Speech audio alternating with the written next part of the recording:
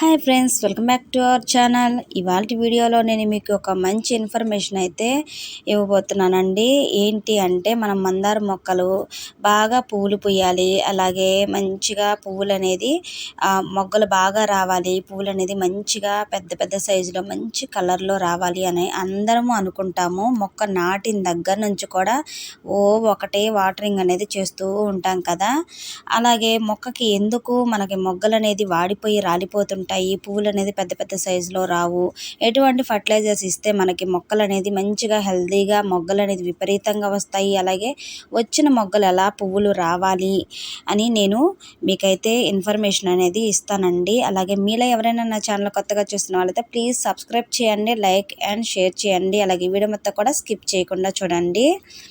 అయితే మనం మందారం మొక్కలు తెచ్చుకుంటూ ఉంటాం కదండి. తెచ్చి నాటిన తర్వాత పువ్వులు పూస్తుంటాయి అన్నమాట. పూసాక మనం కొంతమంది నీళ్ళలో అంటే కింద వేస్తారనమాట, మట్టిలో వేస్తారు. కొంతమంది ఏంటంటే కుండీలలో వేస్తాము. స్పేస్ లేని వాళ్ళం కుండీలలో కూడా వేసుకుంటుంటాం కదా. కుండీలలో వేసిన వాటికైతే మనం కేరింగ్ అయితే ఖచ్చితంగా తీసుకోవాలండి. కింద వేసిన మొక్కలకు అనేది కేరింగ్ అంతగా అవసరం ఉండదు, ఎందుకంటే ఎంత వాటరింగ్ చేసినా కూడా నేల అనేది పీల్చేసుకుంటుంది. అదే కుండీలలో వేసిన మొక్కలైతే మనం చాలా జాగ్రత్తగా చూసుకోవాలన్నమాట. ఎందుకంటే మనం కుండీలలో వేస్తూ ఉంటాము, ఒక్కొక్కసారి డ్రైనేజ్ హోల్ అనేది బ్లాక్ అయిపోతుంది. బ్లాక్ అయినప్పుడు వాటర్ అనేది బాగా నిల్వ అయిపోతుంది అనమాట. మనం ఏం చేస్తాము, ఒకటే వాటరింగ్ అనేది పోస్తూ ఉంటాము. అలాంటప్పుడు మొక్కకి విపరీతంగా ఎక్కువ వాటరింగ్ అయినప్పుడు కూడా మనకి ఇలా మొగ్గలు రాలిపోవడము, మాడిపోవడము ఇలా జరుగుతుందండి. అలా కాకుండా డ్రైనేజ్ హోల్ అనేది చెక్ చేసుకుంటూ ఉండాలి.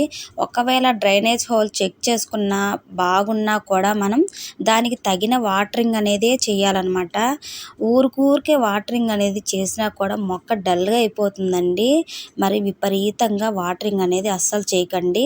మార్నింగ్ ఈవినింగ్ అనేది మొక్కను బట్టి మనం వాటరింగ్ అనేది ఇస్తూ ఉండాలి. అలాగే వాటికి ఏవైనా పెస్టిసైడ్ వచ్చినప్పుడు వాటికి కొంచెం కేరింగ్ అనేది తీసుకుంటూ ఉండాలన్నమాట.